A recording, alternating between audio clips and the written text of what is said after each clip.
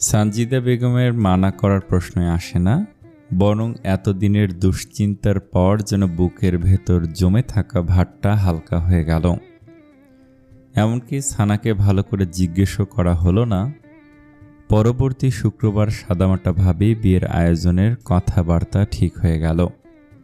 রুকিয়া ছুটে এসে সানাকে শক্ত করে জড়িয়ে ধরল। অবশেষে আপু, সুদিন আসছে।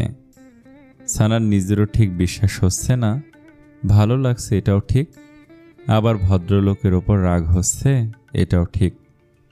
সানা ভুরু কুঁচকে বলল, তাই বুড়ো বাটার সাথে বিয়ে দিচ্ছ? আর যেন কী সব বলতে, তোমরা বউ শাশুড়ি। রুকিয়া লজ্জা পেয়ে গেল। শোনো আপু, ওইসব রাগের মাথায় বলেছি। ঠিক তখনই দরজার কাছে একটা কণ্ঠ শোনা গেল, ভেতরে আসতে পারি? সানা তাকে দেখল রেনু আপা দাঁড়িয়ে আছেন, মুখে উজ্জ্বল হাসি। রুকিয়া বলল, আসেন আপা। রেনু ভেতরে এসে চারপাশে তাকিয়ে বললেন, আমি সানার সাথে একটু একা কথা বলতে চাই। রুকিয়া হেসে বলল, আচ্ছা আমি যাচ্ছি। রুকিয়া বেরিয়ে গেলে ঘরে কিছুক্ষণ নীরবতা রইল। রেনু ধীরে এসে সানার সামনে বসে পড়লেন। কিছুক্ষণ চুপ করে সানার দিকে তাকিয়ে থাকলেন। তারপর মৃদু হেসে বললেন, একটা প্রশ্ন করব? সানা একটু অস্বস্তি নিয়ে বলল, জি করুন আপু। রেনু সরাসরি বললেন, তুমি কি আকাশকে ভালোবাসো? প্রশ্নটা এত তাড়াতাড়ি যে সানা একটু থমকে গেল। কিছুক্ষণ চুপ করে থাকলো, তারপর চোখ নামিয়ে মৃদু স্বরে বলল, হয়তো। রেনু হাসল দুষ্টু হাসি, হয়তো না, অবশ্যই বোঝা যায়। সানা লজ্জা পেয়ে গেল। রেনু এবার একটু ঝুঁকে এসে বললেন, কিন্তু একটা কথা বলি কি, তোমার অভিমানও আছে? রেনু ভুরু নাচায়, ঠিক না? সানা এবার মাথা তুলল। ও তোমাকে আগে ফিরিয়ে দিয়েছিল, এইটা তুমি ভোলনি? কেউ ভোলেও না, উচিত না। সানা কিছু বলল না, চোখের ভেতরে সব কথা লেখা। ওর বিভ্রান্তি আর কোনো সিদ্ধান্ত নিতে না পারার জ্বালা। রেনু হেসে বললেন, বুঝেছি, তুমি দ্বিধায় আছো আস্থা, তাহলে একটা বুদ্ধি দেই। সানা অবাক হয়ে তাকালো, কি বুদ্ধি? রেনু চোখ টিপে বললেন, শোনো, ভালো যখন বাসো তখন বিয়ে করে ফেলো, তারপর বিয়ে করে শাস্তি দাও। সানা হতভম্ব হয়ে গেল, মানে? রেনু গম্ভীর মুখ করে বললেন, বিয়ে করো, তারপর সারা জীবন তাকে একটু একটু করে কষ্ট দাও। তারপর নিজে হেসে ফেললেন, বুঝতি, মানে অভিমান দেখাও, একটু ঝাড়ি দাও, একটু দূরে থাকো, যাতে বুঝতে পারে কি হারাতে বসেছিল। সানা হেসে ফেলল অবশেষে, আপা আপনি খুব দুষ্টু। রেনু মজা করে বললেন, দেখো, পুরুষ মানুষের না কখনো কখনো একটু শিক্ষা না পেলে বুদ্ধি আসে না। সানা মাথা নিচু করে হাসছিল, ওর মুখে অনেকদিন পর সত্যিকারের হাসি ফুটে উঠল। রেনু সেটা দেখে ধীরে বললেন, কিন্তু একটা কথা, আকাশ খারাপ মানুষ না, শুধু ভয় পেয়েছিল, কারণ ওর অতীত ওকে তাড়া দিয়ে বেড়ায়। তাই আগেই বলি, আমার ভাইকে আস্ত শাস্তি দিও অল্প। সানা মৃদু স্বরে বলল, উনি ভালো আমি জানি। রেনু উঠে দাঁড়ালেন, তাহলে ঠিক আছে, বিয়ে করো, আর অল্প একটু শাস্তি দিও, কেমন? সানা আবার হেসে ফেলল। আকাশের ফোনে সে রাতে যখন সানার ফোন আসলো, অধিক উত্তেজনায় আকাশ ফোন ধরে কিছু বলতেই পারল না। সানা কিছুক্ষণ চুপ করে থেকে বিরক্ত হয়ে বলল, কিছু কথা ছিল আপনার সাথে। আকাশ গলা খাকারি দিয়ে বলল, বলো। আপনি আমাকে বিয়ে করতে প্রস্তুত হলেন কেন হঠাৎ? এই সামান্য প্রশ্নে আকাশ ঘামিয়ে গেল। আরিয়ার একজন মা প্রয়োজন, তাই। সানা মৃদু নিঃশ্বাস ফেলল, কেন আপনার স্ত্রীর প্রয়োজন নেই? এই প্রশ্নটা আকাশের স্বর যেন কেড়ে নিল। কি বলবে, কিভাবে বলবে? ভালোবাসার কথা কি এভাবে বলা যায়? কিভাবে বলবে যে সানাকে চাই আকাশের অর্ধাঙ্গিনী রূপে? এই বিরতিতে সানা বিরক্ত হলো। আচ্ছা তবে বেশ, আমি আরিয়ার মা হয়ে আসব, আপনিও আশা করি আমার কাছে স্ত্রী সুলভ কিছু আশা করবেন না। সানা ফোন কেটে দেওয়ার পরেও আকাশ কিছুক্ষণ ফোন ধরে বসে রইল। তারপর ভাবল, আগে বিয়ে হয়ে যাক, তারপর না হয় উত্তরটা দিব। এদিকে সানাও ফোন রেখে হাসল। একচোট রেনু আপা ভালো বুদ্ধি দিয়েছে, কিছুদিন তো আপনাকে উচিত শিক্ষা দেব। মিস্টার আকাশ। আকাশের বিয়েতে রাফিনদের বাসায় একটা আলোড়ন চলছে। রাখি বহুদিন শাড়ি পরে না, 4 মাসের পেট, ততটা স্ফুত নয়, তবুও ক্লান্ত লাগে। কিন্তু সানার বিয়েতে পড়বে, বিয়ের যাবতীয় আয়োজন হচ্ছে রাখির বাবার বাসায়। এই প্রস্তাব রাহাত সাহেব নিজেই দিয়েছেন। সাদিয়ার ঘরে মিলিয়ে হয়ে যাবে। আকাশরা খুব কম মানুষই আসবে, আর সানজিদা খালাও খুব কম মানুষকে বলেছেন। সবাই চাচ্ছে সাদামাটাভাবে বিয়েটা হয়ে যাক। রাখি শাড়ির আঁচল তুলে দিয়ে আয়নায় তাকালো। নাকে আজ একটা আর্টিফিশিয়াল নোজপিন দিয়েছে। বিয়ে মসজিদে, তাই এক্ষুনি রওনা করতে হবে। রাফিন ওয়াশরুম থেকে বের হয়ে রাখির দিকে তাকালো, তারপর ঝুঁকে পেটের কাছে মুখ নিয়ে বলল, এই যে জুনিয়র, মাকে বলো তাকে নাক ফুলে খুব সুন্দর লাগছে। রাখি হেসে ফেলল, ও কি শুনতে পায় নাকি? আস্তে আস্তে পাবে ইনশাল্লাহ। বিয়েটা সাদামাটাভাবেই সম্পূর্ণ হয়ে গেল। সবচেয়ে খুশি আরিয়া। বিয়ে কি তা অত বুঝে না, কিন্তু ওর দাদি বলেছে আজকের পর সানা মিস ওদের সাথেই থাকবে। আরিয়া এসে সানার পাশে বসে আছে। বিদায়ের সময় ঘনিয়ে এলো। সানা আর আকাশের গাড়িতে দুইজনের মাঝে গর্বিত ভঙ্গিতে বসে রইল আরিয়া। আকাশ আজকে একটা সাদা পাঞ্জাবি পরে এসেছে। সানা এক ঝলক দেখেছে। বিয়ে ওর দ্বিতীয়বার, কিন্তু এই অনুভূতিটা আনকোড়া। আকাশও বার দুই তাকিয়েছে। সানাকে শাড়িতেই প্রথম দেখল। আকাশের শাড়ি অনেক পছন্দের। মমিতা সবসময় শাড়ি পরত। আকাশ প্রতি মাসে নিয়ম করে কিনে দিত। ঘুণাক্ষরেও বুঝেনি আকাশ ওর সংসারে মৌমিতা একজন অভিনেত্রীর ভূমিকায় আছে। আকাশদের বাসায় প্রচুর মানুষের আনাগোনা। এরা সব সেই বিকেলের আন্টি সমাজ। রেনু এসেছে, রাখি আসতে পারেনি। রেনু আর শাপলা এই দুইজন সব সামলাতে লাগলো। তবে এক সময় সবাই চলে গেল। একা হয়ে গেল সানা। মনোয়ারা বেগম একজোড়া সোনার বালা পরিয়ে সানাকে বলল, আমার আকাশ আর আরিয়ার দায়িত্ব তোমার মা। আরিয়ার ঘুমের সময় হয়ে গেল। তখন মনোয়ারা বেগম বললেন, আমার কাছেই ঘুমাবে আরিয়া, তুমি বরং ফ্রেশ হও মা। রেনু তখনও পাশে ছিল। চল তোমার রুমে নিয়ে যাই। ঘড়িতে রাত 11টা বাজে। সানা শাড়ি পাল্টে সালোয়ার কামিজ পরে বসে আছে। রেনু আপা যাবার আগে বলে গেছে শাড়ি আকাশের খুব পছন্দ। একটা মেরুন শাড়ি দিয়েও গিয়েছিল, কিন্তু সানা সেটা পরেনি। এটা ভদ্রলোককে শিক্ষা দেবার প্রথম পদক্ষেপ। আকাশ ঘরে ঢুকে বিছানায় একদম সাবলীলভাবে সানাকে সাধারণ সালোয়ার কামিজে বসে থাকতে দেখে একটু অবাক হলো, কিন্তু কিছু না বলে ওয়াশরুমে গিয়ে পোশাক পাল্টে আসলো। সানা চেষ্টা করছে স্বাভাবিক থাকতে, কিন্তু যেই মাত্র আকাশ দরজা বন্ধ করেছে ওর নিঃশ্বাস দ্রুত হয়ে আসলো। আকাশ ওয়াশরুম থেকে বের হয়ে সানার কাছাকাছি দাঁড়িয়ে সালাম দিল। আরও কিছু বলার প্রস্তুতি নিতে নিতেই সানা মুখ খুলল, ওয়ালাইকুম আসসালাম। দেখেন, নাটক সিনেমার মতো আমি নিচে বা আলাদা কোথাও ঘুমাতে পারবো না। আমি একপাশে শুয়ে পড়ছি, আশা করি আপনার আপত্তি নেই। আকাশ ঘটনার আকস্মিকতায় ঘাবড়ে গেল। কত প্রস্তুতি নিয়ে এসেছে, কত কিছু বলবে, যা সব পণ্ড হয়ে গেল, সমস্যা নেই। উত্তর শুনে সানার পিত্তি জ্বলে গেল। তারপর এক পাশ হয়ে শুয়ে পড়ল। অনেক রাত, চাঁদের আলোতে সানাকে স্পষ্ট দেখা যাচ্ছে। আকাশের চোখে ঘুম নেই। আলতো হাতে সানার কপালের চুল সরিয়ে দিল। তারপর মৃদুস্বরে বলল, আমি এত গুছিয়ে কিছুই বলতে পারি না, তবে আমি তোমাকে আমার স্ত্রী হিসেবেই গ্রহণ করেছি। আমি নিজের ভালোবাসার কথা গুছিয়ে বলতে পারছি না, তাই তুমিও ভুল বুঝছো আমাকে। একদিন ঠিক প্রকাশ করতে পারবো। সেদিন কি শাড়ি তুমি পরবে? কথা শেষ করে সানার কপালে আলতো আদর দিয়ে আরেক পাশে হয়ে গেল। সানা কিছু সময় পর চোখ খুলে মৃদু হাসল। কপালে নিজের হাত চেপে ধরে রাখল। কি অদ্ভুত সুন্দর এই স্পর্শটা।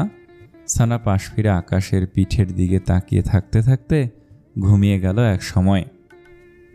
দেখতে দেখতে রুবিনা সিদ্দিকার যাবার সময় ঘনিয়ে এলো। ফ্লাইট রাতে। রাখি আর রেনু বাসায় থাকলো। জাভেদ আর রাফিন গেল এয়ারপোর্টে ওনাকে তুলে দিয়ে আসতে। রাখি কান্নাকাটি করবে না ভাবলেও শেষ মুহূর্তে নিজেকে ধরে রাখতে পারল না। রুবিনা সিদ্দিকা মাথায় হাত বুলিয়ে বললেন, মা কাঁদলেও বাচ্চাও কাঁদে কেন? আমার কলিজার টুকরোকে কষ্ট দিচ্ছ? তারপর তাকালেন রেনুর দিকে, যে কেঁদে মুখ ফুলিয়ে ফেলেছে। আরেক পাগল, আমি তো 1 মাসের জন্য যাচ্ছি। গাড়িটা চলে গেল। রেনু আর রাখি উঠোনের দোলনায় বসে রইল। এক কোনায় এখন 2টা কাঠ গোলাপের গাছ। নতুন একটা চারা দেখা যাচ্ছে, সেটা রুবিনা সিদ্দিকা নিজের হাতে লাগিয়েছেন। রাফিন গাড়ি চালাচ্ছে না, আজ মায়ের হাত ধরে বসে আছে চুপচাপ।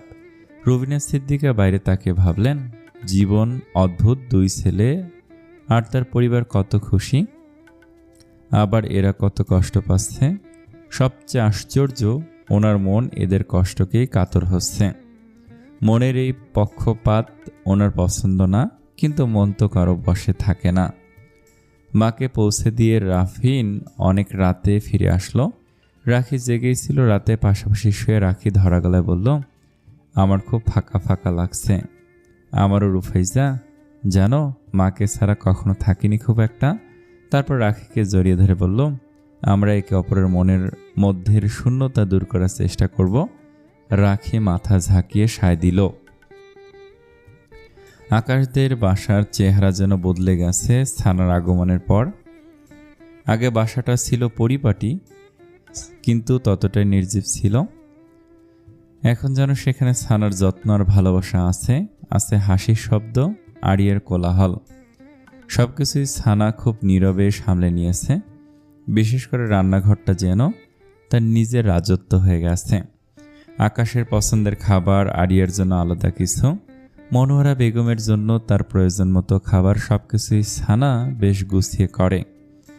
আকাশও যেন অদ্ভুতভাবে বদলে গেছে। আগে চেম্বার থেকে ফিরতে ফিরতে অনেক রাত হয়ে যেত, এখন প্রায় প্রতিদিন চেম্বার শেষ করেই সোজা বাসায় চলে আসে। আরিয়া আর ছানার খুনসুটি দেখতে আকাশের খুব ভালো লাগে। যদিও ছানা তাকে বিশেষ পাত্তা দেয় না, তবু আকাশ প্রায় কিছু না কিছু নিয়ে আসে। কখনো ফুল, কখনো কোনো মিষ্টি, কখনো আবার নতুন কোনো খাবার। ছানা মুখে কিছু বলে না, কিন্তু সেগুলো ঠিক জায়গা মতো সাজিয়ে রাখে। মাত্র এই কয়দিনে আকাশ 3টা শাড়িও এনে দিয়েছে। ছানার কথাহীন নীরব যত্নগুলো আকাশ উপভোগ করছে, কিন্তু তবুও একটা জিনিস যেন কোথাও আটকে আছে। মুখে ভালোবাসার কথাটা আসছে না, ছানাকে বলাই হচ্ছে না বিশেষ কথাটা। সেদিন বিকেলে ছানা আরিয়াকে পড়াচ্ছিল। খাতা খুলে বসে আছে দুজন। আকাশ পাশের সোফায় বসে পেপার পড়ার ভান করছিল, কিন্তু ছানা টের পাচ্ছিল লোকটা মাঝে মধ্যেই চোরের মতো তাকাচ্ছে। ছানা মনে মনে গাল দিল, ছাগল একটা, একে শিক্ষা দিতে গিয়ে নিজেরই শিক্ষা হয়ে যাচ্ছে। ছানা ইচ্ছে করে কিছু ঢং করতে লাগলো, চুল হাত দিয়ে মুখের ওপর থেকে সরিয়ে দেয়া, ঠোঁট গোল করা ইত্যাদি। ছানা ওনার সাথে কথা বলে না, উনিও বলেন না, আর যা বলেন সবই হাস্যকর। এই কয়েকদিনে 3টি শাড়ি দিয়েছেন, ফুলও আনছেন নিয়মিত, কিন্তু একটা কথা বলেন না। একদিন হোয়াটসঅ্যাপে হঠাৎ লিখল, আমার চুল যে কিছু পাকা, তুমি কি আগে জানতে? আরেকদিন, তোমার কি খারাপ লাগে ভাবলে আমি তোমার থেকে বয়সে একটু বেশি বড়? ছানা কোনো প্রশ্নেরই উত্তর দেয়নি। আজ বসে বসে এসব মনে করে ছানার বিরক্ত লাগছিল। কি অদ্ভুত মানুষ, এই গরুকে শাস্তি দিতে গিয়ে মনে হচ্ছে নিজেই শাস্তি হয়ে যাচ্ছে। আর বেকুব লোকটা যেন কিছুই বোঝে না, উল্টো সুন্দর সুন্দর শার্ট পরে ঘুরে বেড়ায়। রাতে ঘুমোতে আসার সময় পারফিউম মেখে আসে। ছানার মনে হয় এই লোকটা কি ইচ্ছে করে আমাকে পাগল করছে। ঠিক তখনই ফোন বেজে উঠল। রেনু আপা। ছানা ফোনটা ধরলো, হেঁটে বারান্দায় গেল। হ্যালো আপা। ওপাশ থেকে হাসির শব্দ, কি খবর, সংসার কেমন চলছে? ছানা একটু দীর্ঘশ্বাস ফেলল। সংসার চলছে, কিন্তু আপু মানুষটা তো কিছুই বলছে না। রেনু হেসে বলল, মানে? ছানা বিরক্ত গলায় বলল, আপা উনি কিছুই বলেন না। আমি যে বলেছি আমাকে স্ত্রী হিসেবে তার প্রয়োজন কিনা, আজ অব্দি সে কিছু নিয়ে এইসব নিয়ে কিছু বলেইনি। রেনু বলল, আহারে, আকাশকে কিছুই করে না, কিছু বোঝে না। আপু উনি প্রতিদিন ফুল আনে, শাড়ি আনে, খাবার আনে। আর? ছানা একটু লজ্জা পেল। আর বাসায় তাড়াতাড়ি চলে আসে। রেনু বলল, আর? ছানা বিরক্ত হয়ে বলল, আর কি? আমার দিকে তাকিয়ে থাকে। রেনু এবার হেসে উঠল। তাহলে সমস্যা কোথায়? ছানা গম্ভীর গলায় বলল, সমস্যা হলো মুখ দিয়ে একটা কথাও বের হয় না। কি কথা? এই যে ভালোবাসি বা এরকম কিছু। রেনু একটু নরম গলায় বলল, সব মানুষ একইভাবে ভালোবাসা প্রকাশ করতে পারে না। বিয়ের অনেক দিন তো হয়ে গেল, এবার তুমি এগিয়ে যাও। সানা চুপ।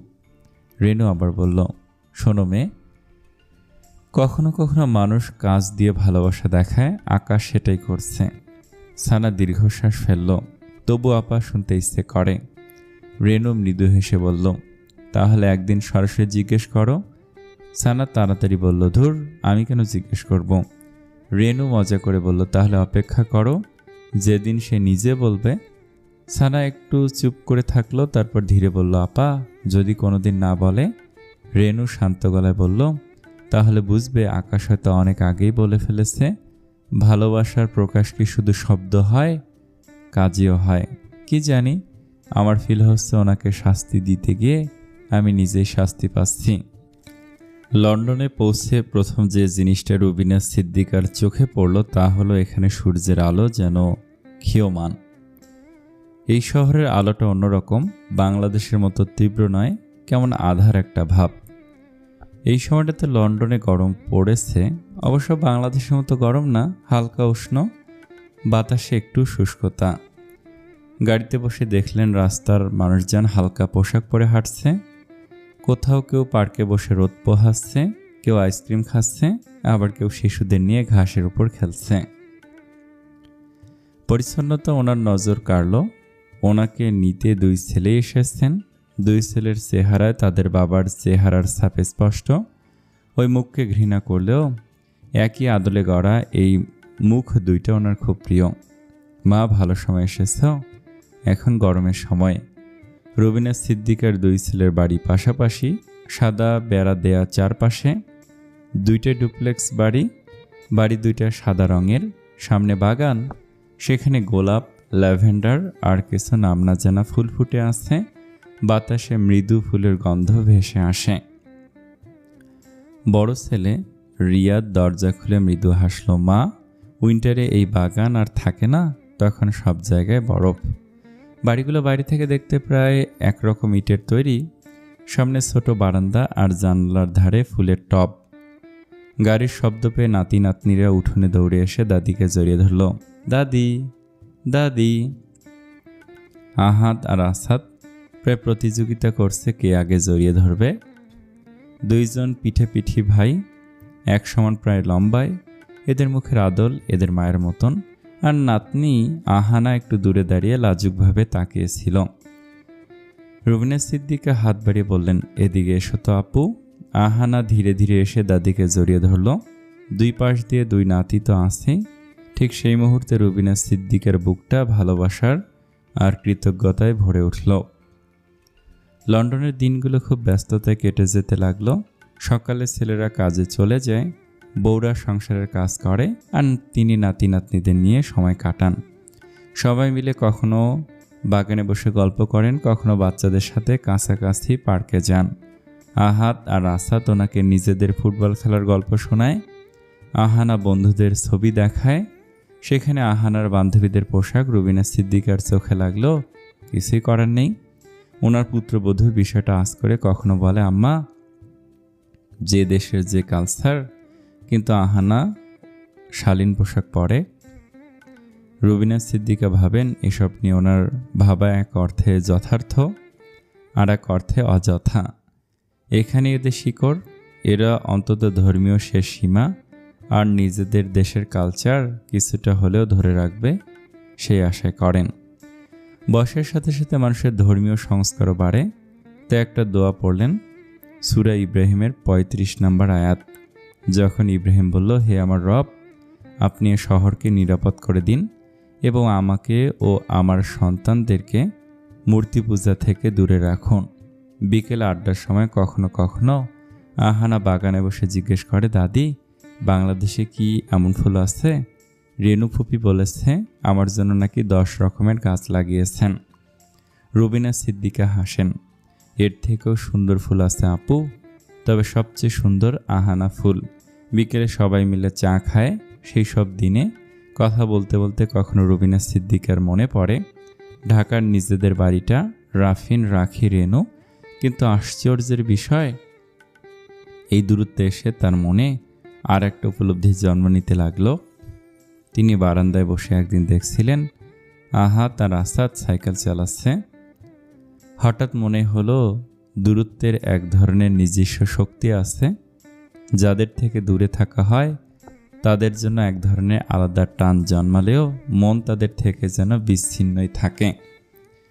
এই যে উনি এখানে ছেলেদের কাছেও তবুও একটা প্রচ্ছন্ন দূরত্ব টের পাচ্ছেন, যেই দূরত্ব রাফিন আর রেনুর সাথে ওনার নেই।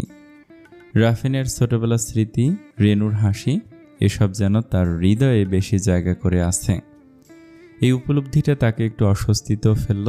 তিনি মনে মনে ভাবলেন, মা হওয়া মানে কি সবাইকে সমানভাবে ভালোবাসা, নাকি মানুষ অজান্তেই কারোর প্রতি একটু ঝুঁকে চলে যায় বেশি? তারপরে মাথা ঝাঁকালেন, এত হিসাব করে কি সম্পর্ক চলে? ভালোবাসা, মায়া আর অধিকার বোধের ওপর ওনার হাত নেই। সেসব মনের বিষয়, কিন্তু দুনিয়াবি বিষয়ে উনি সন্তানদের মধ্যে কখনোই ভেদাভেদ করেন না।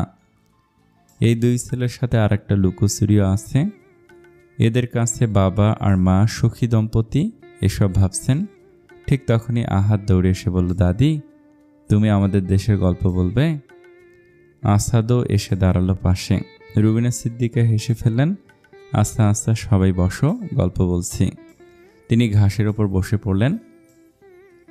তিনটা প্রিয় মুখের দিকে তাকালেন। সেই মুহূর্তে মনে হলো জীবনের সব ক্লান্তি, সব দূরত্ব, সব হিসাব এই ছোট ছোট মুহূর্তগুলোর মধ্যেই বিলীন হয়ে গেল। এর মধ্যে এক রাতে সব কাজ সেরে সানা নিজের ঘরে এসে দেখে বিছানার উপরে একটা লাল টকটকে শাড়ি। হাসলো। শাড়িটা আলমারিতে তুলে রাখতে যাবে, তখনই বারান্দা থেকে আকাশের কণ্ঠে ভেসে আসলো, আমি চাচ্ছি তুমি আজ এই শাড়ি পরো। সানার তনুমনে সেই কণ্ঠস্বর ঝংকার তুললেও মুখে নির্লিপ্ত ভাব বজায় রেখে না তাকিয়ে পাল্টা প্রশ্ন করল, আপনি চাইলে আমি কেন পরব? কারণ তুমি আমার স্ত্রী, তাই। সানার অদ্ভুত লাগছিল সব। আজকের রাতটাও যেন রহস্যময়। কথা না বাড়িয়ে শাড়ি পরার সিদ্ধান্ত নিল। শাড়ি পরা শেষ করে সানা আয়নায় দাঁড়িয়ে চুল আঁচড়াচ্ছিল। তখন আয়নায় দেখলো আকাশ পেছনে দাঁড়িয়ে আছে। সানা ঘুরে গেল, কিছু বলবেন?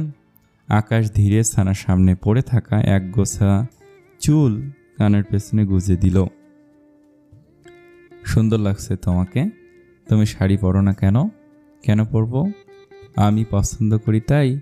আমার পছন্দের রান্না করতে পারো, আমার সব গুছিয়ে দিতে পারো, রাতে আমার দিকে অপলক তাকিয়ে থাকতে পারো, আর এটা পারো না? আচানক আকাশের এত কথার বর্ষণে থতমত খেয়ে গেল সানা। আপনার তো স্ত্রীর প্রয়োজন নেই, তাই আমি কি করি না করি এত হিসাব রাখছেন কেন?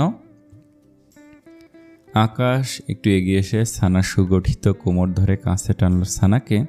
কবুল যখন বলেছি, অবশ্যই স্ত্রী মনে করি, আর স্ত্রীর প্রয়োজন অবশ্যই আছে।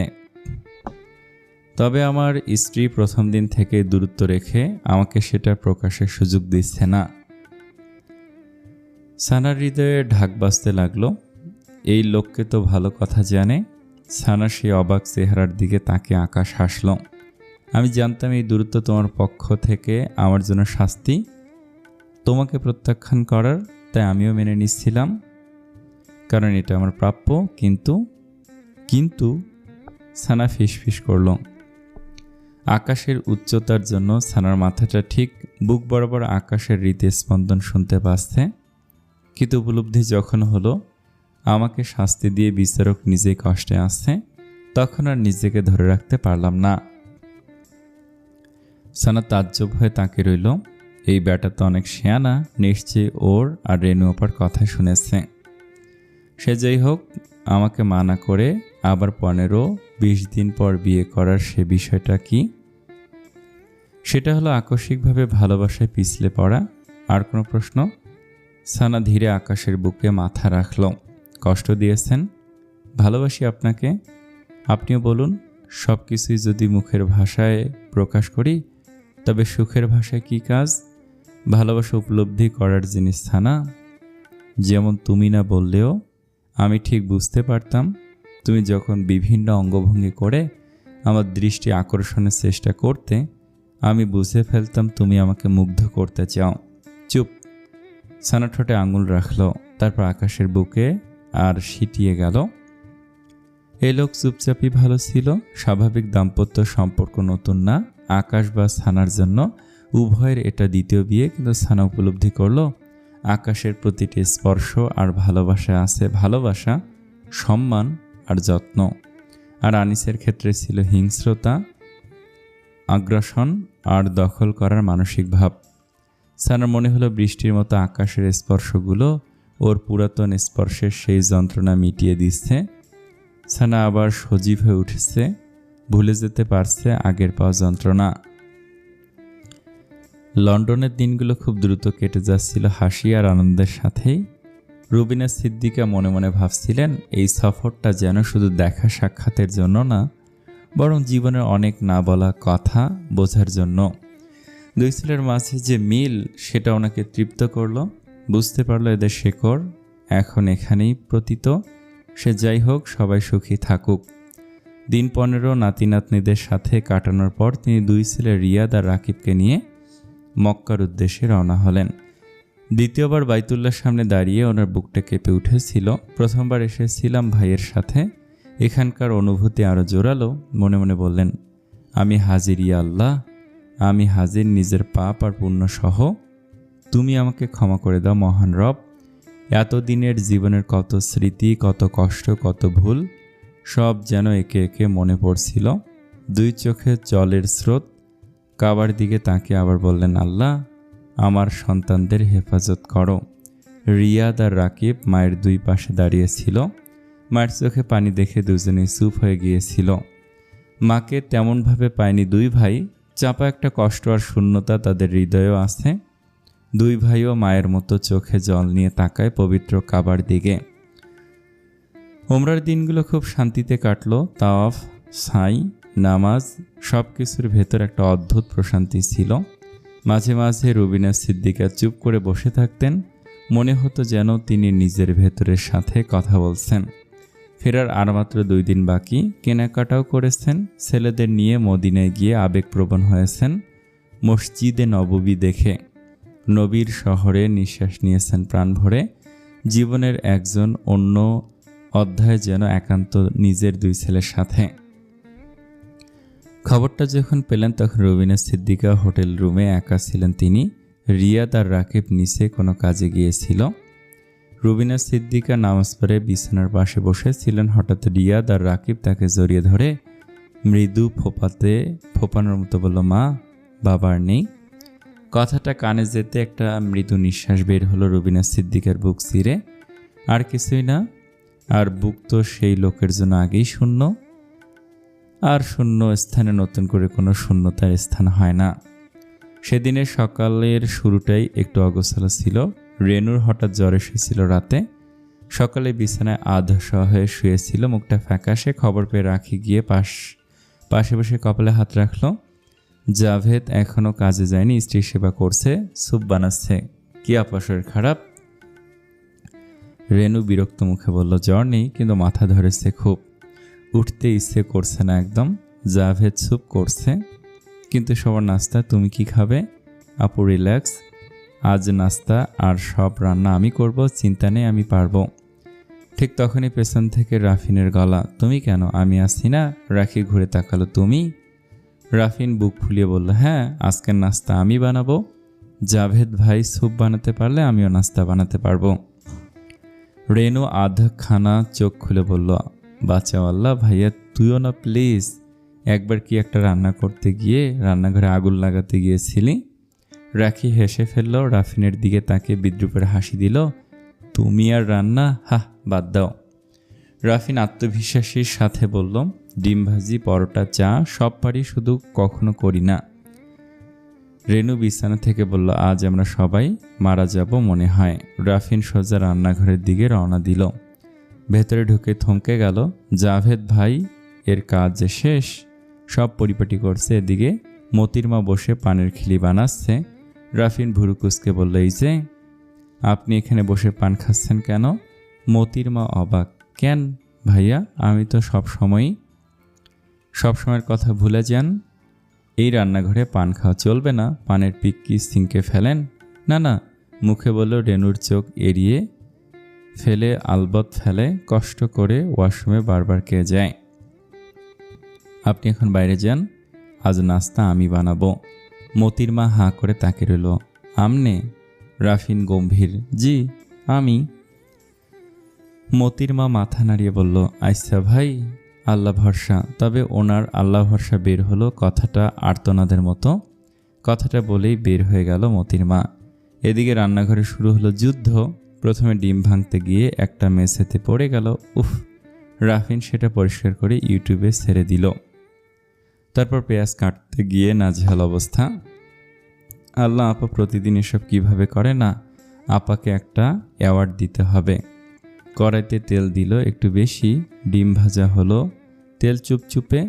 পরোটা বানাতে গিয়ে যখন রান্নাঘর ময়দায় মাখামাখি, তখন জাভেদ আসলো উদ্ধারকারী হিসেবে। পুরো রান্নাঘর এলোমেলো, মেঝেতে ময়দা, চুলায় দুধের দাগ, টেবিলে পেঁয়াজের খোসা একদিকে রাখি। আর রেনু আপা রান্নাঘরে দরজার কাছে এলো। ভেতরে তাকিয়ে দুজনেই থমকে গেল। তারপর দুজন একসাথে হেসে উঠল। এই কি আপনার অবস্থা মিস্টার পারফেক্ট? রাখি হাসতে হাসতে বলল, আল্লাহ, তুমি নাস্তা বানাচ্ছ নাকি যুদ্ধ করছো? রাফিন বিরক্ত মুখে বলল, হেসো না, খুব সিরিয়াস কাজ করছি। রেনু বলল, রাফিন তুই বের হ, জাভেদ বাকিগুলো সামলে নিবে। রাখি একটা ডিম ভাজি দেখে বলল, এটা ডিম ভাজি না ডিমের তেলে সাঁতার? রেনু হেসে উঠল, আমি তো বলেছিলাম আজ আমরা বাঁচব না। রাফিন মুখ গম্ভীর করে বলল, বিরক্ত করো না, যাও গিয়ে বসো, ভাইয়ের পরোটা বেলা প্রায় শেষ। সেদিন সকালে নাস্তার পরে রাফিন আর জাভেদ কাজে চলে গিয়েছিল। দুপুরের কথা ছিল ফুড ফান্ডার অর্ডার করাবে খাবার। প্রতিদিনের মতো আহসান সাহেবকে দুপুরের নির্দিষ্ট খাবার খাইয়ে নার্স যখন বসে বসে মোবাইল টিপছিল, ঠিক সেই সময় আহসান সাহেব অস্থির বোধ করলেন। দুই চোখ ছাপিয়ে জল গড়িয়ে পড়ল। উনি বুঝতে পারলেন শেষ সময় উপস্থিত মৃত্যুর ফেরেশতা আজ তাকে নিয়েই যাবে। শেষ সময় নিজের সব কৃতকর্মের ভার যেন তাকে বিচলিত করল।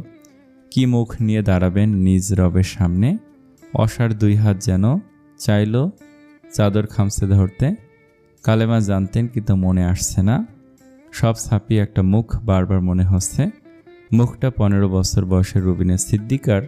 বারবার আজ মন চাইছে ক্ষমা চাইতে, কিন্তু সময়ের কাজ সময় না করলে জীবন মানুষকে আর সুযোগ সময় দেয় না। আহসান সাহেবও পেলেন না। বিছানায় সেই অবস্থায় আপনজনের সান্নিধ্য ছাড়াই শেষ নিঃশ্বাস ত্যাগ করলেন। নার্স প্রথমে বুঝতেই পারেনি কি হয়েছে। কিছুক্ষণ পর যখন নড়াচড়া না দেখে গেল, তখনই থমকে গেল। স্যার, কোনো সাড়া নেই। হাত ছুঁয়ে দেখতেই ঠান্ডা হয়ে আসছে। পালস চেক করে হালকা কেঁপে উঠল। তাড়াতাড়ি ফোন করলো বাড়ির লোকজনকে। খবরটা যখন পৌঁছালো তখন ঘরের ভেতর এক অদ্ভুত নীরবতা নেমে এলো। রেনু আর রাখি প্রথমে বুঝতেই পারল না যে এই বাড়িকে মৃত্যু স্পর্শ করেছে। ফোন পেয়ে রেনু প্রথমে বিশ্বাস করতে পারল না যে কি বলছেন বাবা। ওপাশ থেকে শুধু একটা বাক্য, ইন্না লিল্লাহি ওয়া ইন্না ইলাইহি রাজিউন। জি আপু। ফোনটা হাত থেকে পড়ে গেল প্রায়। রেনুর বুকের ভেতরটা ধক করে উঠল। তারপর হঠাৎ সব যেন ভেঙে পড়ল। বাবা! ওর বুক ফেটে কান্না বের হলো। রাখি পাশেই ছিল। খবরটা শুনে ও স্থির হয়ে গেল কিছুক্ষণ। তারপর ধীরে ধীরে এগিয়ে এসে রেনুকে জড়িয়ে ধরল। আপু! এর বেশি কিছু বলতে পারল না। নিজের চোখ ভিজে উঠেছে। রেনু কাঁদছে। কিন্তু এই কান্নাটা শুধু শোকের না, ভেতর ভেতরে এক অদ্ভুত অনুভূতি। মাথার ভেতর ঘুরছে অতীতের সেই অন্ধকার সত্য। এই মানুষটাই ওর মাকে একদিন অসম্মান করেছিল। রেনুর জন্ম আর অস্তিত্বের ভেতরেই মিশে আছে সে অপরাধবোধের ছাপ। কত বছর ধরে রেনু এই মানুষকে ঘৃণা করেছে, মনে মনে দূরে সরিয়ে রেখেছে। আমি কখনো মানুষটাকে বাবা বলে মনে করিনি। এই কথাটা কতবার নিজের মনে বলেছে। কিন্তু আজ যখন মানুষটা নেই, কেন বুকটা কেমন করে কাঁপছে, কেন এত কষ্ট লাগছে। রেনু ফুপিয়ে উঠল। আমি তো তাকে কখনো ক্ষমা করিনি। কথাগুলো জড়িয়ে যাচ্ছে কান্নায়। তবুও কেন এমন লাগছে রাখি? কেন মনে হচ্ছে কিছু একটা শেষ হয়ে গেল? রাখি রেনুকে আরো শক্ত করে জড়িয়ে ধরল। মানুষ যতই কষ্ট দিক আপু, রক্তের সম্পর্ক মুছে ফেলা যায় না। আর একজন মানুষের মৃত্যু মন ভেঙে দেয়। রেনু মাথা নাড়ল। আমি ঘৃণা করতাম, তবুও ওর গলা ভেঙে গেল। তবুও সে আমার বাবা ছিল, এই স্বীকারোক্তিটা যেন বুক ছিঁড়ে বের হলো। রাখির নিজের চোখ ভিজে উঠেছে। ধীরে বলল, হয়তো আল্লাহ এখন চান তুমি তাকে ক্ষমা করে দাও, আর মৃত মানুষ সব কিছুর ঊর্ধ্বে। রেনু চুপ হয়ে গেল। চোখ বেয়ে নীরব জল গড়িয়ে পড়ছে। মনে মনে বলল, আল্লাহ, আমি তো পারিনি, তুমি তাকে মাফ করে দাও। ঘরের ভেতর কান্নার শব্দ ছড়িয়ে পড়ল। একজন মানুষ চলে গেলে শুধু তার অস্তিত্ব না, অনেক না বলা কথা, না মেটানো হিসাবও থেমে সাথে চলে যায়। বিকেলের মধ্যে লাশ গোসল করানো হলো, সাদা কাপড়ে জড়িয়ে রাখা হলো। রাফিন চুপচাপ দাঁড়িয়েছিল, মুখে কোনো কথা নেই, চোখ লাল, বারবার শুধু তাকে দেখছে। ভালো আর মন্দ কত স্মৃতি। রুবিনা, সিদ্দিকা আর রিয়াদ ও রাকিবেরও আসতে 2 দিন লাগবে। তাই সিদ্ধান্ত হলো লাশ ফ্রিজে রাখা হবে। লাশটা যখন ফ্রিজে রাখার জন্য অ্যাম্বুলেন্সে তোলা হচ্ছিল, রেনু আর রাখতে পারলেন না, দৌড়ে গিয়ে কফিনের পাশে বসে পড়ল। কাপা হাতে শুয়ে দিল কাপড়টা। বাবা, এটাকে আর কোনো জবাব আসবে না। হঠাৎ ও ফুপিয়ে উঠল, তুমি কেন এমন ছিলে? আরেকটু ভালো হতে পারতে না? কথাগুলো বাতাসে হাহাকার ভেসে বেড়াতে লাগলো। রাফিন পাশে দাঁড়িয়ে আপাকে দাঁড় করালো। তারপর রেনু রাফিনকে আঁকড়ে কাঁদতে লাগলো। জাভেদ আর রাখি দূরে দাঁড়িয়ে দেখছিল, সময় দিচ্ছে ভাই বোনকে একে অন্যকে সামলে নিতে।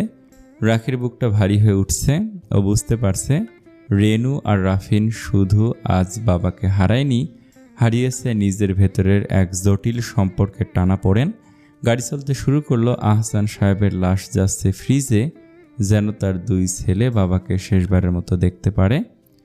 আর উঠোনে অসংখ্য অপূর্ণ অনুভূতি নিয়ে দাঁড়িয়ে আছে তার অন্য আপনজনেরা।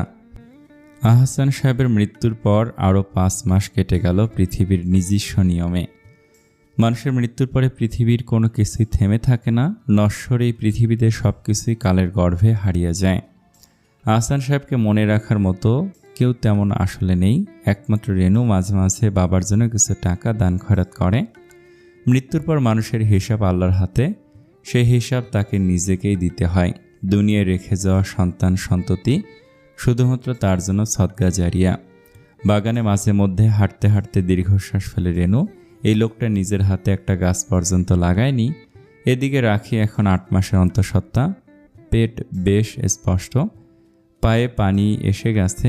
রেনু নিজের ঘরের জানালা দিয়ে দেখছিল রাফিন কাঁধে হাত রেখে রাখিকে নিয়ে আস্তে আস্তে বাগানে হাঁটছে। দুজনেই হাসছে। রাফিন একটা ফুল ছিঁড়ে রাখির হাতে দিল। ডাক্তার সারাক্ষণ শুয়ে বসে থাকতে নিষেধ করেছে, কিন্তু রাফিন একা নিচে রাখিকে হাঁটতেও দিতে চায় না। তাই ইদানিং দুপুরের দিকে চলে আসে, তারপর দুজনে মিলে হাঁটে। দেখতে দেখতে রেনুর চোখে জল চলে এলো। একটা দীর্ঘশ্বাস ফেলল। নিজের পেটে হাত চলে গেল। ঠোঁট কামড়ে দৃষ্টি ফিরিয়ে নিল। রাখির পেট যত দৃশ্যমান হয়েছে, রেনুর ভেতর অস্থিরতা ততই বেড়েছে। কয়েকবার বাচ্চাটার নড়াচড়া নিজের হাতে অনুভব করেছে রেনু। ইস, মা হওয়া কি সৌভাগ্য। রাখিকে নিয়ে খানিক হাঁটার পর রাফিন আর রাখি দোলনায় বসল। আজ রাখির মন কিঞ্চিত খারাপ। ওর বাবার ব্যবসা ভালো যাচ্ছে না, তাই রাহাত সাহেব ঠিক করেছেন ব্যবসা গুটিয়ে ফেলবেন। সেই টাকা অন্য কোনো কাজে লাগাবেন, নিজের ব্যবসা করবেন না। ইদানিং দেশ ভ্রমণের ভূত চেপেছে। রাফিন রাখির দিকে তাকিয়ে তার একটা হাত নিজের হাতে তুলে নিল। মন খারাপ? বাবার ব্যবসাটা আমার নিজেরও খুব কাছের, এটা আর থাকছে না, ভাবতেই কেমন যেন লাগছে। আমি বুঝতে পারি একটা ব্যবসা আসলে একটা সময় অস্তিত্বের অংশ হয়ে যায়। তবে তোমার বাবার সিদ্ধান্ত ঠিকই আছে। আলহামদুলিল্লাহ, যা আছে তাতে 2 জন মানুষের ভালোই চলে যাবে। উনি হয়তো একটু নিজের মতো করে বাঁচতে চান। ঢং, এই বয়সে যত সব অসুখ বিসুখ বাঁধাবে। তুমি এত রক্ষণশীল কেন রুফাইজা? উঠতে দাও আঙ্কেলকে। আমিও ভাবি একদিন এরকম করব। ঠ্যাং 2টা ভেঙে বাসায় রাখবো, বাসায়। আল্লাদের সব কথা। রাফিন শব্দ করে হেসে উঠল।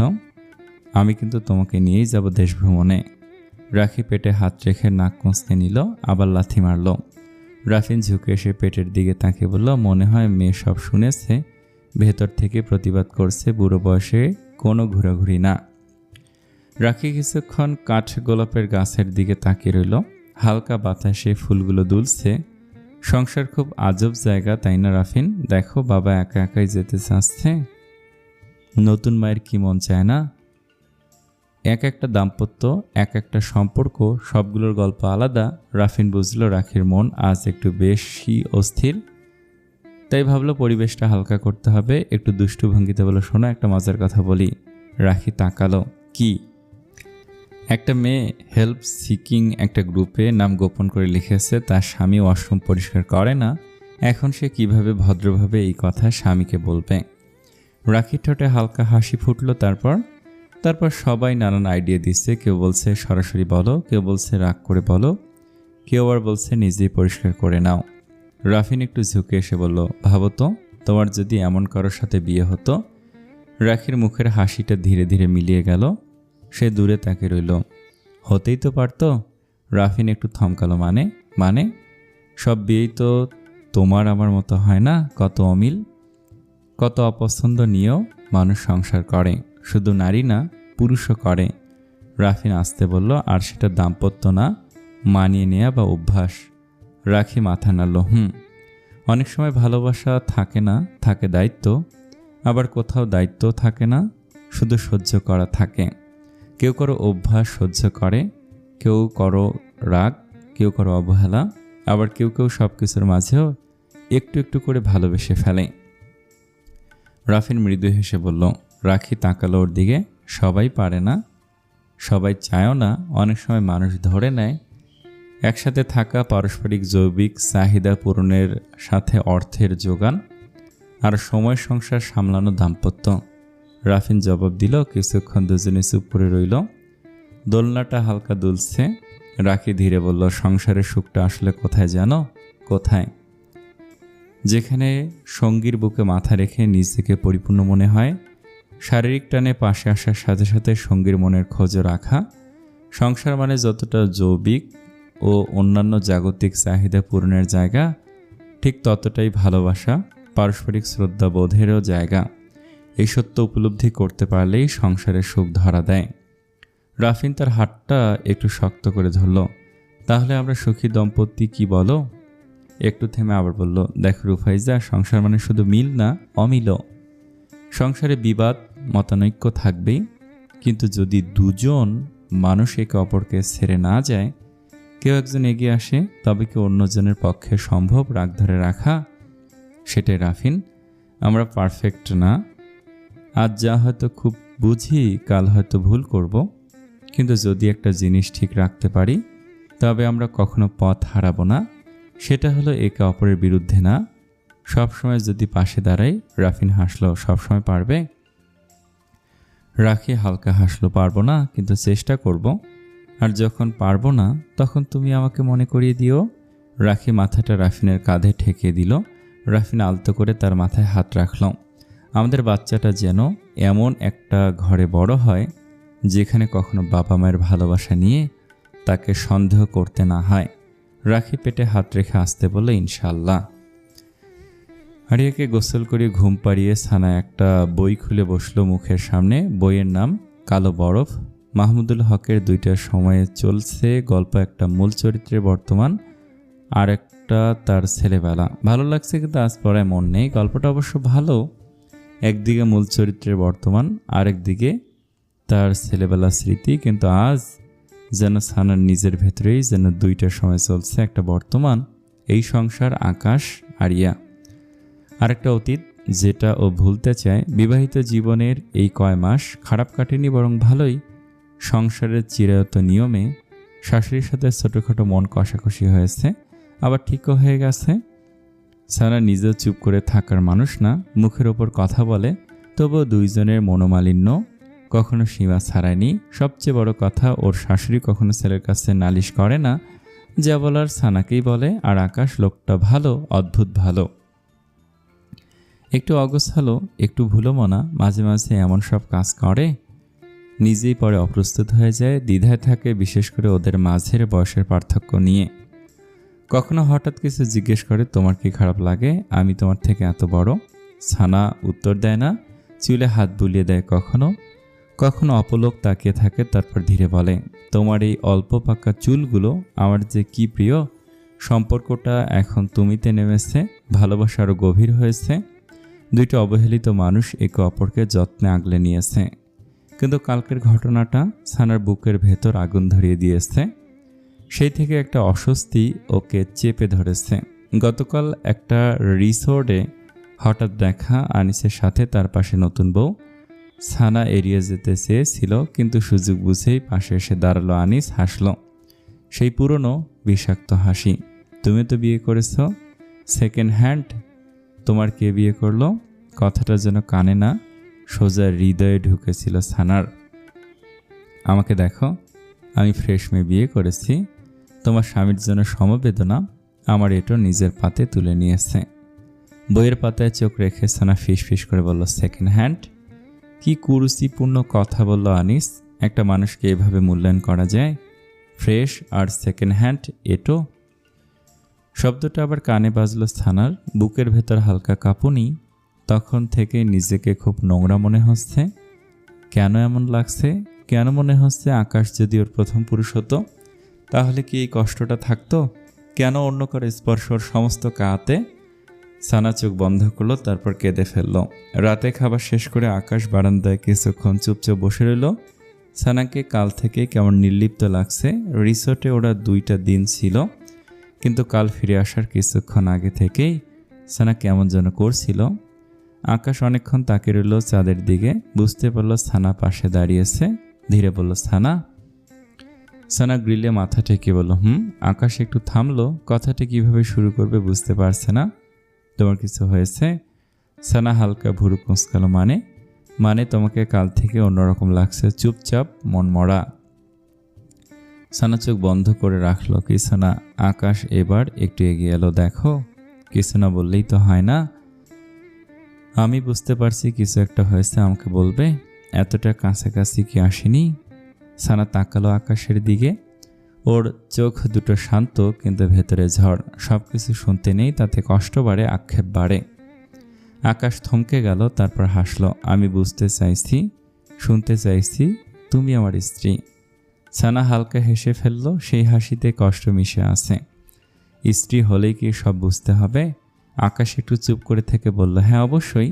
তারপর সানার হাত ধরল। দেখো, আমি আর তুমি মিলেই তো আমরা।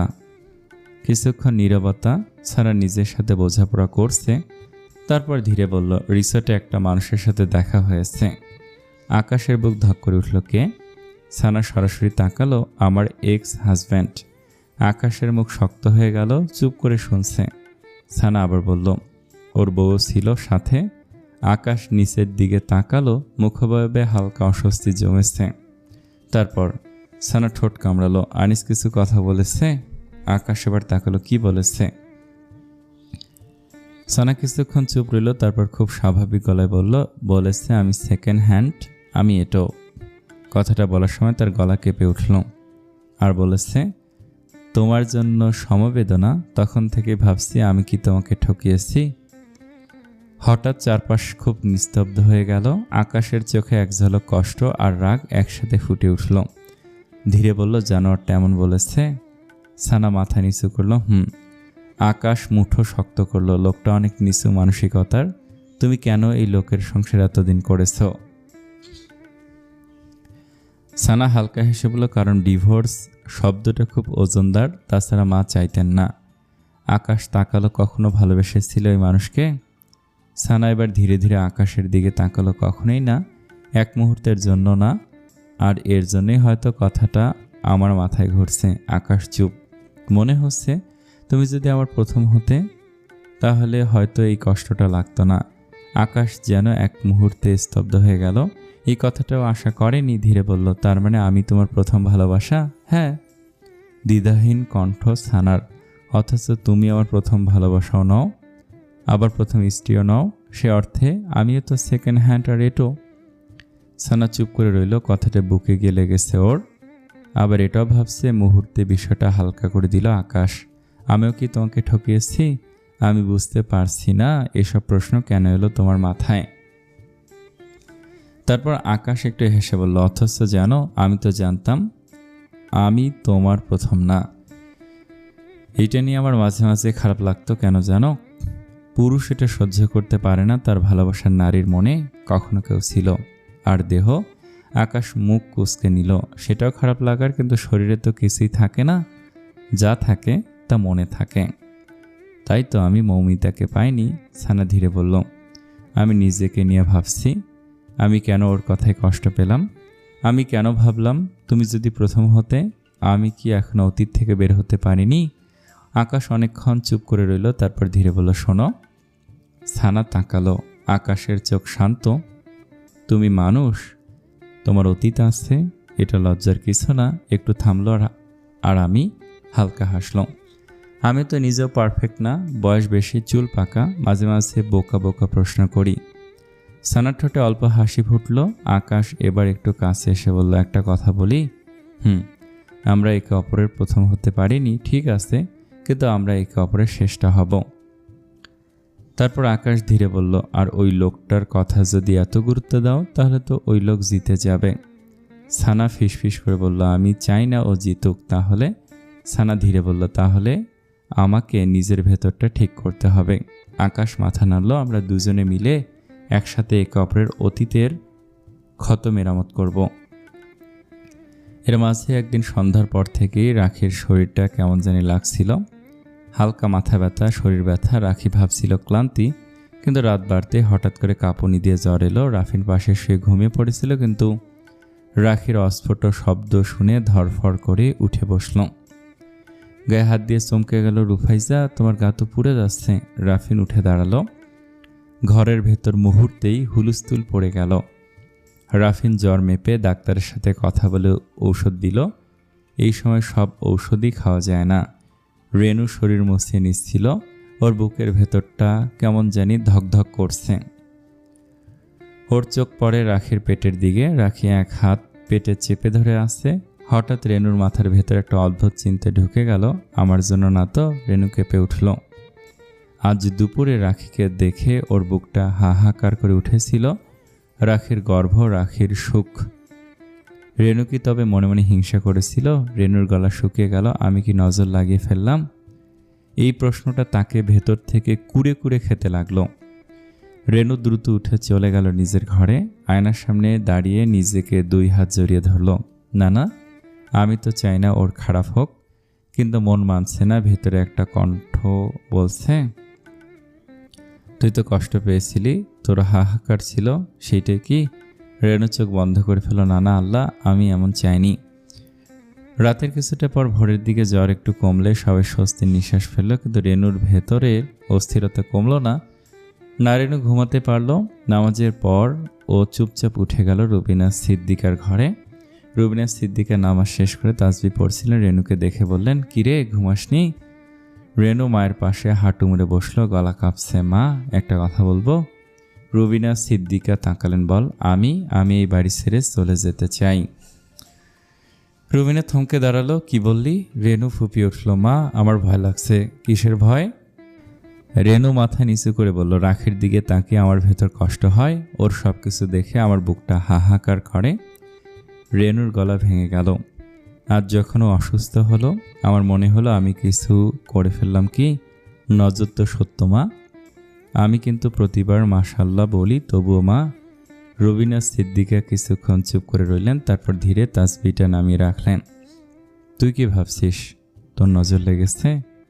রেনু কাঁপা কাঁপা গলায় বলল, মনে হচ্ছে মা আমি খারাপ।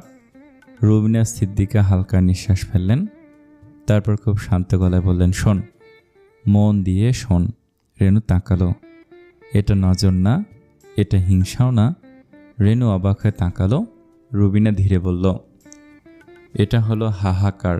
যে মেয়েটা মা হতে পারে না, তার ভেতরে একটা শূন্যতা থাকে। সে অন্য কারো সুখ দেবে দেখে কষ্ট পায়। এটা পাপ না, এটা মানুষের স্বাভাবিক অনুভূতি। আমিও তো কষ্ট পাই, আফসোস হয় কারো সুখী দাম্পত্য দেখলে। আমি তাদের সুখ দেখে কষ্ট পাই না, নিজের না পাওয়া আমাকে পোড়ায়। সব সময় তাই মাশাআল্লাহ পড়বি আর নিজের নিয়ত ঠিক রাখবি। রেনুর চোখ বেয়ে জল পড়ছে। কিন্তু মা, আমি তো খারাপ কিছু ভাবিনি, সত্যি। আমি জানি। রুবিনা রেনুর মাথায় হাত রাখলেন। তুই ওদেরকে ভালোবাসিস, তাই তো ভয় পাচ্ছিস। যদি খারাপ কিছু হয়ে যায়। রেনু ফুপিয়ে বলল, তাহলে আমি কি করব মা? রুবিনা মৃদু হাসলেন, আল্লাহর কাছে দোয়া করবি, নিজেকে দোষ দিবি না আর পালিয়ে যাবি না। আল্লাহ উত্তম পরিকল্পনাকারী, আর দোয়া ভাগ্য বদলায়। আর সিজনাল জ্বর খুব স্বাভাবিক রেনু। রেনু চুপ করে রইল, ওর বুকটা ধীরে ধীরে হালকা হচ্ছে। ঠিক তখনই দরজার বাইরে একটা ছায়া পড়ল। রাফিন নামাজের পর মায়ের কাছে এসেছিল অভ্যাস মতো, সব শুনেছে। রেনু উঠে বের হতে রাফিন সামনে দাঁড়িয়ে গেল। তুমি এসব কি বলেছিলে আপা? তুমি কি পাগল? রেনু থমকে গেল। রাফিনের গলা কড়া। তুমি সিরিয়াসলি ভাবছো তোমার জন্য রাখির জ্বর হয়েছে? কই পাও এগুলো? রেনু মাথা নিচু করলো, কিছু বলল না। রাফিন রাগে বলল, এইসব বাজে চিন্তা মাথায় আনো না। তুমি কি এতটাই দুর্বল আর বারবার চলে যেতে চাও কেন? রেনুর চোখ ভিজে উঠল। আমি তো চাই না তোদের খারাপ হোক। রাফিন একটু থামলো, ওর রাগের ভেতরে কষ্ট ফুটে উঠল। তাহলে নিজেকে দোষ দিচ্ছ কেন আপা? আমি তো জানি তুমি আমাদের কত ভালোবাসো, আর ভালোবাসা আর বদনজর কি একসাথে থাকতে পারে? রেনু কাঁদতে কাঁদতে বলল, কারণ আমি কষ্ট পাই রাখির দিকে তাকালে, মনে হয় আমার ভেতরটা ফাঁকা। এটা কি রাফিন? রাফিনের মুখের রেখাগুলো স্বাভাবিক হয়ে গেল। ধীরে বলল, এটা স্বাভাবিক আপা, তুমি মানুষ, তোমার এরকম লাগতেই পারে। এত ভেবো না তো, বাবু আসলে তোমার কোলও কি ফাঁকা থাকবে? রাফিন এগিয়ে এসে রেনুর কাঁধে হাত রাখল। রেনু হঠাৎ রাফিনকে জড়িয়ে ধরল। আমি সত্যি খারাপ চাই না রাফিন, আমি চাই না। রাফিনের রেনুর মাথায় হাত রাখল। আর যেতে চাইবে আমাদের ফেলে? রেনু কাঁদতে কাঁদতে মাথা নাড়ল। ঘরের ভেতর থেকে রুবিনা সিদ্দিকা তাকিয়ে আছেন। ওনার চোখে জল। মৃদু স্বরে বললেন, এই সম্পর্কগুলি মানুষকে বেঁধে রাখে, বাকি সব মিথ্যা। আমরা সারা জীবন টাকা সঞ্চয় করি, অথচ করা উচিত সম্পর্কের সঞ্চয়। দিন যত গড়াচ্ছিল রাখির শরীরে ভার যেন তত বাড়ছিল, সেই সঙ্গে পাল্লা দিয়ে বাড়ছিল রাফিনের মনের অস্থিরতা।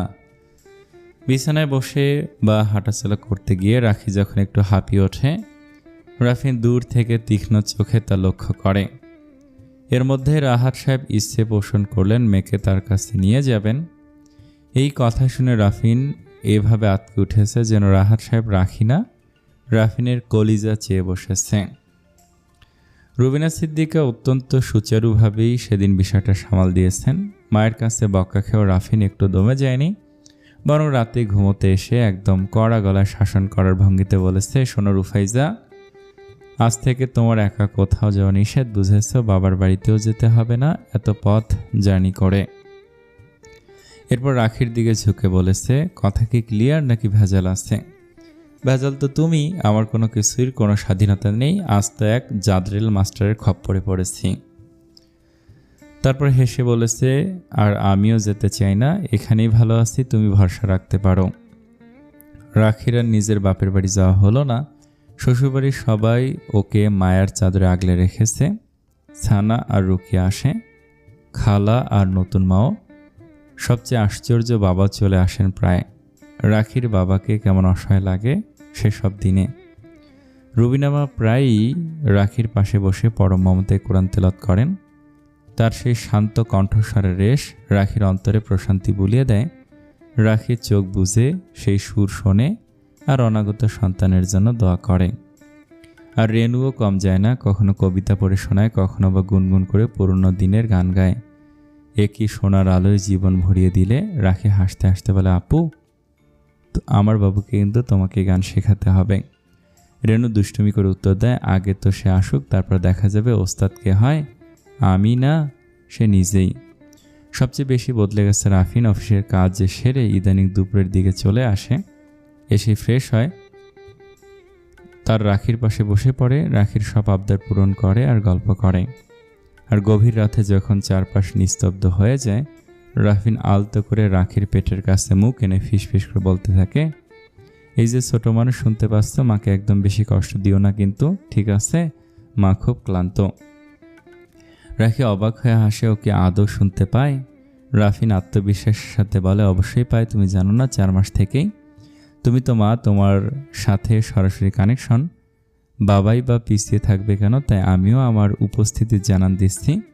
আমি জানি ও সব বোঝে। আর শোনো ছোটু, আমি কিন্তু তোমার বাবা, আগে থেকেই পরিচয়টা দিয়ে রাখলাম, পরে যেন চিনতে ভুল না হয়। এদিকে ডেলিভারির নির্দিষ্ট তারিখ পার হয়ে গেল, কিন্তু রাখির কোনো প্রসব বেদনা উঠছে না। রাখি তার নিজের সিদ্ধান্তে অনড়। ও নর্মাল ডেলিভারি চায়, অকারণে কাটাছেঁড়া করতে হাসপাতালে যাবে না।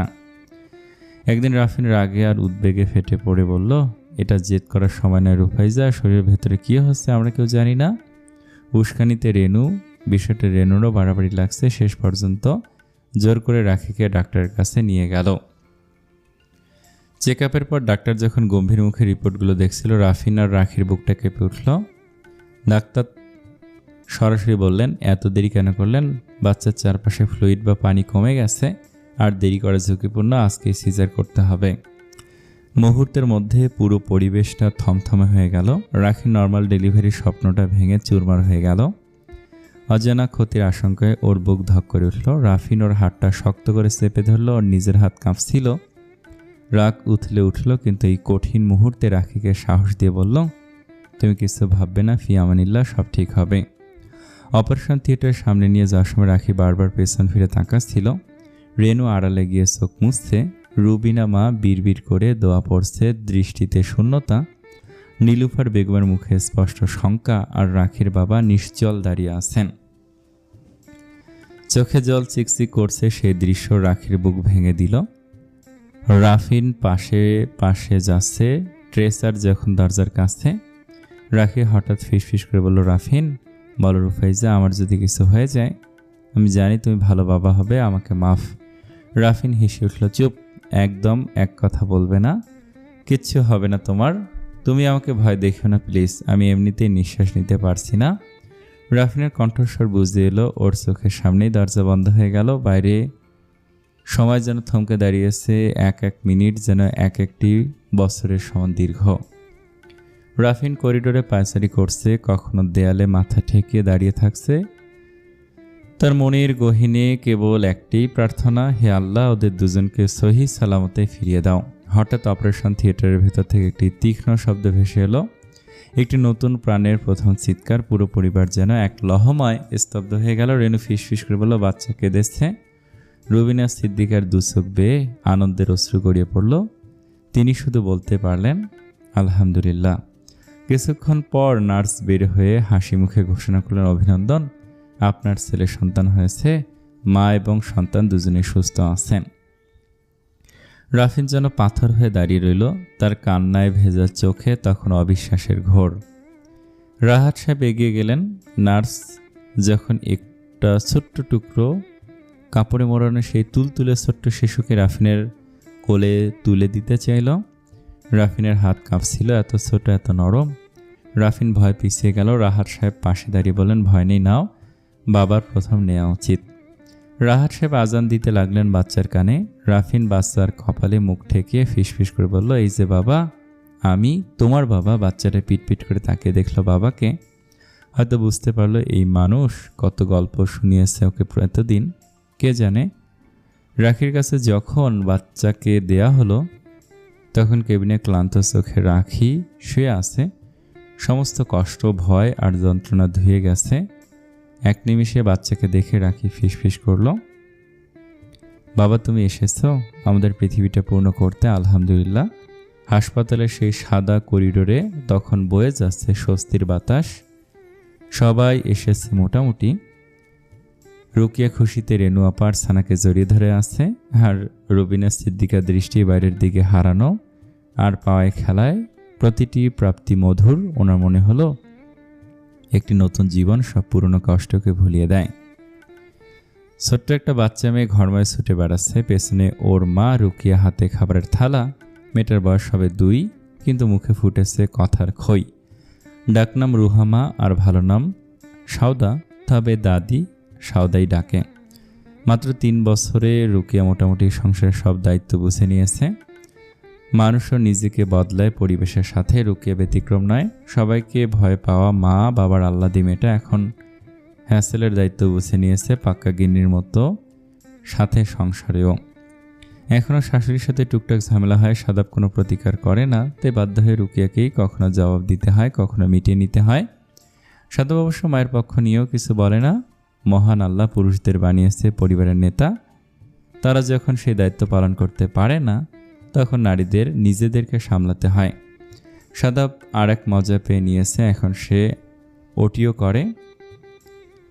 মা আর বউকে স্পষ্ট বলে দিয়েছে সংসারে এসব ঝামেলাকে জড়ালে ও অপারেশনে ভুলভাল করে ফেলবে, তাই বউ আর শাশুড়ি নিজেরাই নিজের মতো মিটিয়ে নেয়। খাটে বসে সঞ্জিদা বেগম দেখছিলেন রুকিয়ার মেয়ের পেছনে ছোটাছুটি 2 বছরের নাতনি তার খুবই প্রিয়, বলা যায় কলিজের টুকরো। চেহারাটা হয়েছে হুবহু ওনার মতোই। রুকিয়ার এভাবে খাবার পদ্ধতি ওনার একদমই পছন্দ না। এভাবে করে না, মেয়েটাকে কার্টুন দেখাতে দেখাতে খাওয়ালেই হয়। সেটা করবে না, যে সময় যে নিয়ম, একটু মোবাইল দিলে কি আর হয়। কিন্তু রুকিয়া মেয়েটাকে ইদানিং কিছু বললে ফোঁস করে ওঠে। একটা দীর্ঘশ্বাস ফেলেন। সংসার একটা জটিল জায়গা।